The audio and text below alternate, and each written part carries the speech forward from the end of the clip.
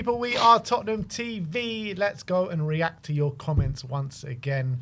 And yeah, there's some funny comments doing the rounds this week on We Are Tottenham TV. So let's get straight into them. Some very brilliant ones. But we'll start off with TP Parker 602. He says, yes, it's been a disappointing season, but if recent history has taught us anything, it's that we need a culture change above all else. And a culture change is in the hands of the fans as much as the club. We've seen it. No new manager or player will ever magically fix Spurs as long as they know that the fans will turn on them more vile than a rival the moment they slip. The way we treat vile than a rival. Yeah. The way we treat our own is disgraceful and is slowly killing this club from the inside. Is it true that no one hates Spurs more than Spurs fans? No, I don't agree with that. I don't agree with that. I mean, we do like to kind of be very negative, though. Well, we're negative when, I mean, you look at the first 10 games of last season and how the fans reacted to the team and the players and the manager and even the whole season. I think for the majority of the season last year, even when it wasn't going good for Ange Postecoglou, he always had the fans on side, always singing his name, even when we were on bad form last season. So I thought, the fans were brilliant last season towards the team and the players. And this year it's been nothing short of a disgrace, and there's a lot of disgruntlement. I don't think you can blame the fans for it. That's fair. I think last season, the way when Ange came in, fans definitely took to him very quickly, didn't they? Yeah, they took to him very quickly. But even during the bad periods, we clapped them off after a 4-1 loss to Chelsea. Even towards the end, when we were going through that horrible run, the fans were still singing his name, consistently all throughout the season. Yeah. So I think maybe it's more to do with how the team's doing than anything else. But I also feel like we do like to wallow in our own misery. I feel like sometimes the fan base. Well, there is a lot of misery to wallow in, to be honest. Like, what other option is there? Yeah, true. Connor Fogarty 4336. He seems to be a regular one I pick out, actually. I just realised that. He says, win the Europa League, laughing emoji. Sim, you embarrassing yourself, mate. Like, honestly, that's pure delusional. I can safely guarantee you Spurs are not winning the Europa League. Like, what excuse is this guy going to give when we get knocked out? Yeah, it'll be interesting to see what excuse you give when we do get knocked out, because throughout the whole season, you've been at it, Sim. We're only a few points outside the top four. We're only a few points outside the Europa League. We're still in the FA Cup and League Cup. We're still in the FA Cup. It was all true at the time. We're still in the League Cup. No, we're not in the League Cup anymore. We're going to win the Europa League, though. Why not? We didn't have our Romero and Van der Ven back for those games. Oh, okay. It's true. I think we look a lot better with them. Yeah, so that means we're going to win the Europa League. It means you have a chance. I mean, we're still in it. Has a chance. Still in it. Yeah, Eintracht Frankfurt have a chance as well. They definitely do. They definitely do. You know what? I was watching some of the football they played in the last leg against Ajax, and I was like, geez, they are a really good team. But with Romero and Van der Ven, if they're going to be in the team, I think we've already seen when they're playing, there's a bit of an improvement, especially defensively anyway. So, yeah, but there's a difference between a bit of an improvement and going to win a trophy. Absolutely. I'm not saying we're favourites by any stretch. I said the bookies are. I know the bookies are, but when we were going through that Europa League thing, I said against Frankfurt and against Lazio, we're probably not favourites. They're probably better teams than us right now, but doesn't mean that we can't click when those games come around. Hopefully, we'll have a few games under our belts in the Premier League with Van der Ven and Romero hopefully playing, and I know we're prioritising that competition, but if they're more settled back into the team after these long-term injuries, hopefully we'll be a lot better defensively than we have been. I'm actually more confident against Lazio than I am against Eintracht Frankfurt for some strange reason. I feel like Frankfurt... Look, I still think we're favourites going into the game. I genuinely believe that, but there's one thing being favourites going into the game. There's another thing actually going and doing it. And we've lost many a time when we've been favourites this season, haven't we? So, yeah, I don't think we're going to win the Europa League as much as... I'd love it more than anything, and I'll be dancing down the Bilbao High Road or whatever you want to call it, the Bilbao Strip or whatever it is. I'll be dancing and I'll be happy, and I'll literally be one of the best days that I've ever witnessed as a Spurs fan. But yeah, it's hard to think like right now with the way we're playing that we can go and win a trophy. Yeah, I don't disagree with that. But obviously, in the last Europa League game we had against Arsenal, we played pretty well. Got through the tie, and we're in the quarterfinals. And we'll have Romero and Van der Ven back hopefully for that Just quarterfinal. about got through the tie. We were breezing through it until Van der Ven went off. Let's be honest. So I think we got a chance when Van der Ven and Romero are fit and available. We got a chance. That's all I'm saying. And I think we want to give them that chance. Alkmaar, there's another thing playing the teams that we're about to face. Absolutely. But we've also seen we can play. We've played well when we've had players fit and available against decent teams this season. So I'm just saying, if Romero and Van der Ven are fit, we got a chance. I just want to see. I want to see from the team what basically you've been predicting for the past week or so. You said we're going to struggle past through Alkmaar, and then you're going to see the real Spurs. You're going to see Spurs perform really well in the next round or two. So let's hope that happens. But I can't see it. I said I reckon we'll be performing a lot better after that game. That's what I predict. GMULG says, I've tended to agree with Sim's points of view, Ari Ange, over the last few months, but on this occasion I'm with Ben. There are over 2 weeks before the next game. Ange could have put Bergwijn in from the start. It would have hardly been a risk during the injury crisis. He played him twice a week. Ange picked the wrong team for the job. Yep, absolutely spot on. Yeah, I don't disagree. I would have wanted Maddison or Bergwijn to start. My only point is, I don't know if they were tired or what the situation was. That's the reason they didn't start. If they were fully fit to start and he didn't start him, then I think that was the wrong decision. But I'm not 100% sure that was the case when it comes to those two players. We know Bergwijn's played a lot, and when it comes to Maddison, I know he's not played loads over the last few weeks, but he did play a good portion of the game against RZ, and we know Maddison's a type of player who does tire fairly easily. So I don't know if he was tired going into that game or not, and he decided not to start him, which I was frustrated about. Don't get me wrong, I wasn't happy with the midfield that we started, but maybe if I would have seen his data or something and would have seen, maybe he was tired and maybe risk of injury if he would have started or something. I don't know.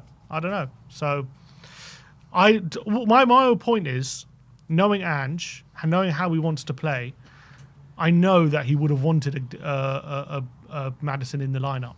Right, that's how he likes to play, with players like that in the midfield. So I don't think he would have not started him because he thinks that's the best way to tackle this game in terms of individual game basis. It must have been just looking after the player. But there also have been other cases this season where he has gone without Maddison or an attacking player in the midfield, and it's gone completely wrong. Rarely, but he has done it. Yeah. I mean, obviously Liverpool, he was injured. And he did it against Bournemouth when he was resting him for the RZ game. But yeah, it's not just about Maddison, it's about Bergwijn as well. And Bergwijn was fit for that Liverpool game. Bergwijn, that was a big mistake. He didn't play him in the Liverpool game, I agree. Yeah, that was a big mistake. A big mistake that he didn't play him or But Maddison. He has been playing a lot more. Like the Liverpool game, he wasn't... I agree with that, but it is one game before an international break. And yeah, but they're not just like resting in this international break. They're going away on international duty and they're playing. But that's not the point. But that's not the point anyway. The point isn't that they got a break after. The point is they played on Thursday. That's the point. They're going to be tired from that game, not looking at future games. Yeah, correct. But look, we've been over this a million times, but if you're going to play the way that Ange wants you to play, you put an attacking midfielder in there. There's no sort of suggestion anywhere that these guys were too tired to play the game. So there's no, you go on about a million times with things. You've got to take things on face value, and that's what we're taking on face value. There was no mention anywhere that Maddison was going into this game tired or fatigued. But it's just logical. He's played on Thursday. Said many, many times it's a lot harder to juggle the Thursday, Sunday, kind of when you've not got a lot of rest days. And that's just what I'm basing that on when those previous comments he's made on that thing. Surely you can play like. You don't have, like you're saying to me, Matt. You don't think Maddison can ever play a Sunday to a Thursday to a Sunday game ever? I'm not saying ever, but maybe. So why is this case different? It might be different. I don't know. Maybe Why, he did though? extra running on Thursday. I don't know. But maybe it's not. Maybe he just left him out because Maybe he just left him out because he wanted him fit for 3 weeks' time. If that was the case, then that was the wrong decision. But I don't think he would have done that. I don't think he would have just left him out so he's fit in 3 weeks' time. I don't think that was the case. It's weird how no journalist asked him about it after the game. Yeah, so I didn't hear anything about it. You would have thought a journalist would have asked him about that after the game, and then all these conversations would have been not needed. Thomas ZS5WT says, Ben, Ange got it wrong. Sim, yeah, but. That's literally the story of my life. Well, I like context. Sorry, guys. I don't like context. You like excuses. It's That's context. What you like. It's called context. It's called excuse. It's called context. It's called alibis. Alibis. Literally. It's called an excuse. It's called context. If you were working, well, I guess you do work in journalism, but you're literally what Conte was talking about, giving alibis to these players and these clubs consistently. If you just call all context that is an excuse, then Not then all that's context, fine. just the excuses that you give. I give context, and people make their own minds up. I'm not saying anything. I just give context to what the situation is. Instead of letting people make their own minds up, why don't you make your own mind up and say what you feel? I do say what I feel, and I think the context is important in a lot of these issues. Like what? What context do you think is important?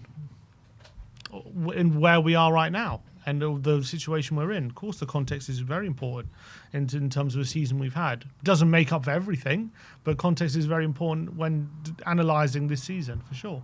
Yeah, but you do seem to make a lot of excuses for Ange. I give context to the situation. You give excuses. It's cool. Okay. I mean, I don't know what's the difference. Well, context is telling the general story around and maybe potentially giving two, different scenarios of where it could go. Two sides of the story. Yeah. Yeah, which but is... You don't give two sides of the story. You Don't give I? one side of the story. That's not true. Yeah, it is. It's not true. It is, because I criticise Ange and then you just stick up for Ange. That's called giving context. No, you're saying one side of a story. No. Yeah. You criticise, I'm saying, but there's context to that. And you're saying it's an excuse. I'm saying he might be wrong, but there's context to the decision. There might be context, and you're saying, look, whatever. That's but what I'm saying. Like all you do is give excuses. All I and do that's is all give people context. see that I you don't do. want an echo chamber. I don't want this channel to just be bashing, and no other side of the story. There has to be context. So do you believe what you're saying then? Because you're saying this is just what you want the channel to say, so it is for views. What are you talking about? Is it for views? You're saying Is you what don't for want views? this channel to be Is an me echo giving chamber. context for views? No, it's not for views. It's because I'm giving the other side to the story. So that's what people are. That's what people are saying in the comments these days. Agreed, and they're wrong. Because you're saying you don't want the channel to be an echo chamber, so you Correct. believe in what you're saying. You believe in the kind of backing up of Ange Postecoglou. I believe in giving context to it. It's not about backing him up. It's about giving context to the scenario. But the excuses that you give, or the context what you say that you give, is always in counteractment of what I'm saying. And Not always. If I feel Majority of the time. no, not always. If there's context, then I'll give it. If there's context to literally every single thing in the world. Yeah, of course. So, but the main arguments that we have is surrounding Ange Postecoglou, and I criticise him a lot. And the majority of times of when I criticise him, you kind of counteract that, right? Not always. I said the majority of time. It is the majority of time. Just certain things, yeah. The majority of time. So do you believe in those things that you say? Yes, I do. Okay, fine. What do you mean, do I believe in them? Do I believe they're right, or do I believe the context is valid? There's two different Do you things. believe they're right? Depends what we're talking about. Well, the Maddison thing is one thing. What, do I believe there's a possibility he could be tired given the player he is? Yeah, Do you absolutely. believe that, yeah, he was tired. Do you Not think that believe he should have was started? tired. There's a possibility. I don't know. There's a possibility. Of course he should have started. Of course I think I want him to start. I've always said that. But he might have been tired. I don't know. That's what I would have thought. I know Ange and how You I know him, do you? Not Ange. I know how he plays football and how he likes to play. Right? We know he would have No, it wanted all Maddison makes to sense. play. You know him. No, we would have wanted Maddison. We know he would have wanted Maddison to play if it was his first choice, right? Mm-hmm. So I don't think he left him out because he thinks that's our first choice midfield. He must be managing him. That's what I'm thinking. I think he was managing him 100%. I don't think he was leaving him out because of a performance issue. I 100% believe that. Albeit, yeah, his performances have been up and down though. Mm-hmm. But yeah, he definitely should have started regardless. And we can talk about the Maddison thing till the cows come home, but it's been multiple occasions where you've stuck up for Ange, where I don't know if it's now you just giving the other side of the argument, or something that you actually believe. It depends what we're talking about. Yeah, I can't think off the top of my head what kind of arguments that we've had, but we've had many of arguments around the last 3 or 4 months. And now you're saying, you know, you like to give context, you like to give the other side the argument. So 100%. I don't know if it's, you know, it's just you giving the other side the argument just for like context sake, or you actually believe those kind of views. It depends what we're talking about. I don't know. So has there been a case then? What? Where we've been kind of arguing and you've been arguing against me just for the context sake? I wouldn't say I've never said I believe something that I don't believe, but I have always given context, even if I think just because and still might be wrong, right, doesn't mean that the context isn't valid. Okay. And I would argue for that context, even if Ange isn't wrong, even if Ange is wrong. Sorry. Right. Well, what's the next one? Austin8298 says, how can he be tired? He's a professional athlete. Someone says someone who's never played competitive sport in his lifetime. How do you know what competitive sport I've played in my lifetime? How do you know? How do you know? You don't know me, do you? I once played in a 11-side tournament in Amsterdam. Oh, yeah. Twice. I did, yeah. Puffing after 10 minutes.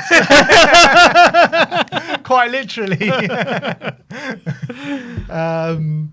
Yeah, look, I haven't played any serious competitive sport throughout my life. I've been involved in school sports days, got to the final of 100 meters a couple of times.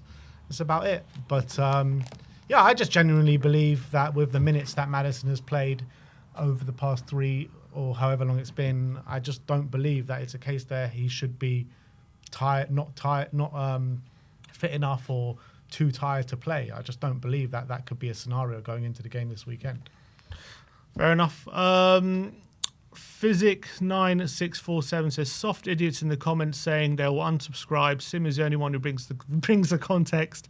Whole point in these things is having different opinions. Me personally usually think they both make valid points, which is the point, surely. Yeah, I mean, I think it's all about having different opinions, 100%. And I think it doesn't make anyone right or wrong. It's all about opinions. The No guy says, Sim, you were here when Poch was fired just a dozen games in the season after we went to a Champions League final and 4th place in the Prem. You did not defend Poch as much as you like to do Ange now. You are deep in the cult. I did defend Poch, actually. I said he shouldn't have been sacked, but obviously we took the decision to sack him at the time. No, I think since doing the channel with you, you've defended Ange more than any other manager. That's a fact. Maybe. That might be true. But I think I just know where the club's at right now. And if we need a bit of stability, if we can have it, if it's not going to happen, then we have to move on. But that's obviously, I want it to work. I want Ange to work. It's not working at the moment. Who doesn't want Ange to work? Everyone wants Ange to work. Mm-hmm. There's no one that doesn't want Ange to work, but it's not working. That's I understand that. But also, there's a lot of reasons why it hasn't worked. It's not all just down to him. But anyway, a different discussion. In terms of Poch, I didn't want him sacked. I didn't want Poch sacked. I wanted him to stay.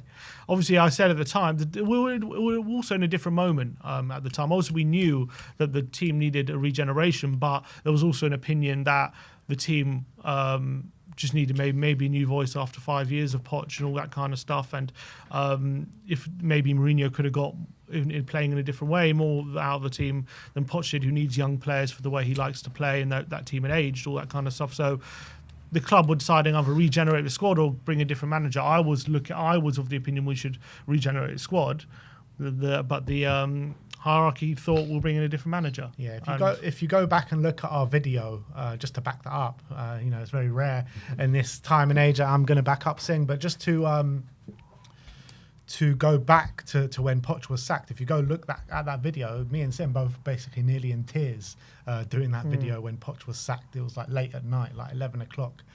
And it was funny, our opinions that day, because we were both gutted that Poch was left. We both agreed that, he shouldn't have been sacked. And I obviously blamed Daniel Levy at the time. And I think the words I used was what was the word? I can't remember. Another victim of Daniel Levy, I think I said in the video. And then when we were talking about who we want next, you said you wanted Jose Mourinho. And I said, no chance do I want Jose Mourinho. He won't win a trophy at this football club. You said he'll definitely win a trophy at this football club. He was sacked before a final, to be fair. Yeah. And I said I wanted Eric Ten Hag. So I think both of our... I said Ten Hag or Nagelsmann, to be fair. Nagelsmann would have been a good pick. Yeah, I said that all them too, but it looks like both our opinions that day were pretty muddy. Deadly Dizzle says Ben's just annoying at this stage. He always thinks he knows the best, but it spares after the fact. He uses hindsight and implies it's as if it's his argument constantly. He's annoyed Maddison didn't start because we lost. You can guarantee if we lost and Maddison started, he would be saying he shouldn't have started and we were lightweight in the middle or some other nonsense. He constantly moving the goalposts. That is complete rubbish. If Maddison started and we lost, then I wouldn't have said Maddison shouldn't have started. That's just rubbish. I've never said that about anything about an attacking midfielder in the middle of the park trying to use some guile to push us forward. I mean, it's obvious that if you don't put any attacking midfielder in the middle three, then you're not going to have any creativity in the middle. I said it before the game. He says he uses hindsight. Are you Mr. Hindsight that Andrew was talking to? Coming out of my cage. Nah, I'm not. I mean, maybe sometimes. I think everyone. I think everyone uses hindsight, to be honest, to form some of their arguments. But that's the name of the game. We're reacting to things at the end of the day. We're reacting to what's happened. But I feel like with Ange talking about that Mr. Hindsight thing, I think a lot of the arguments that maybe he was thinking about, people do actually say before the fact. Yeah, I guess it depends which ones. Andy C7666 says, if Ange doesn't know his best team by now, then he should be out the door. Badly missing Kulu already, been our best player this season. Sim is deluded if he thinks Ange is the answer. Even with most of our first team back from injury, we can't win a league game. Why do we need to rotate if we haven't got any more games another week and a half?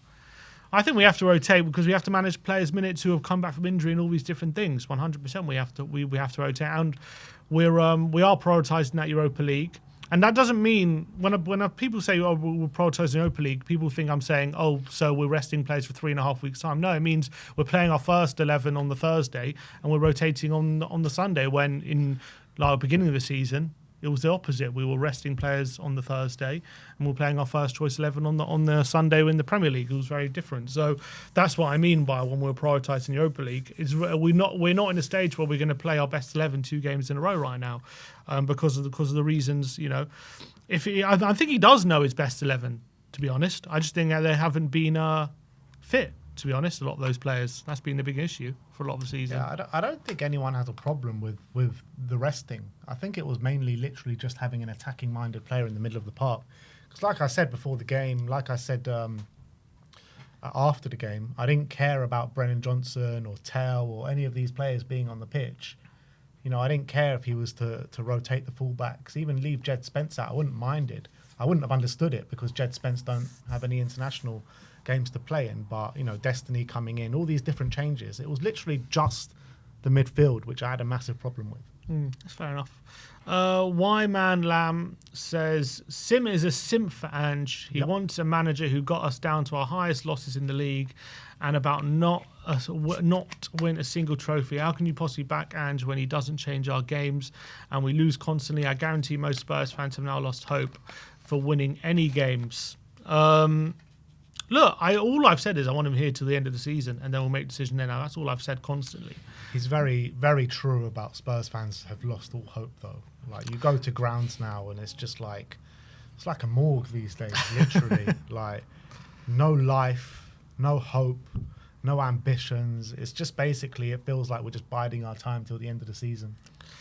Well, yeah, I think that's true. I think everyone's given up on the Premier League. Everyone, you know, it's just at the moment, every time we lose a league game, it's like, oh, well, it's another defeat.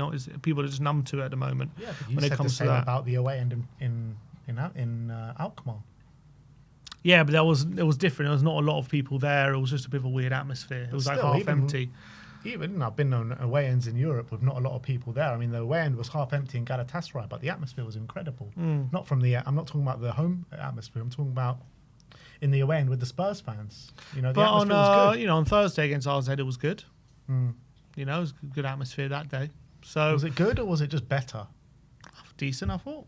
Decent, exactly. Yeah, it wasn't like incredible, but it was decent. Exactly. And for a massive game like that, where our season hinges on it, you expect it to be incredible, not just decent.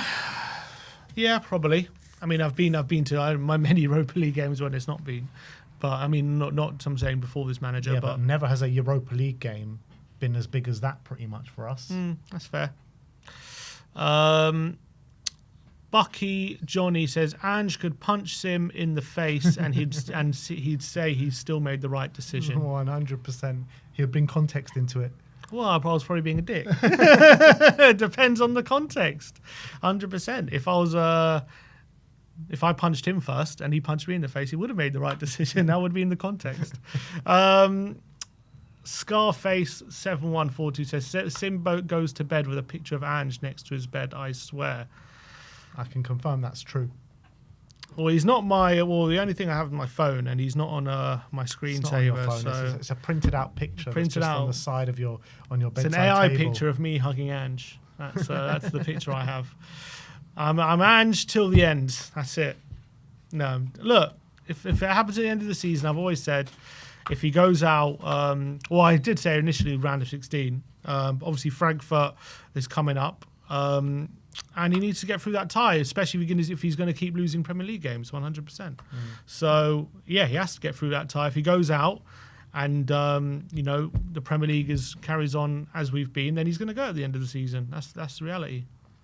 All right, so there you have it. Those are the comments that we are reacting to this week. Get your comments in because we will be reacting to more. Maybe we'll bring up some more episodes of this over the course of international break. We've got a long old week and a bit, or nearly 2 weeks to 2 weeks tomorrow. Provide some content over. So if there's any kind of different content, anything that you want us to react to or analyze, let us know in the comment section below and we'll get that done over the course of this international break. But thank you everyone for joining us today. Like, subscribe and comment, and as always,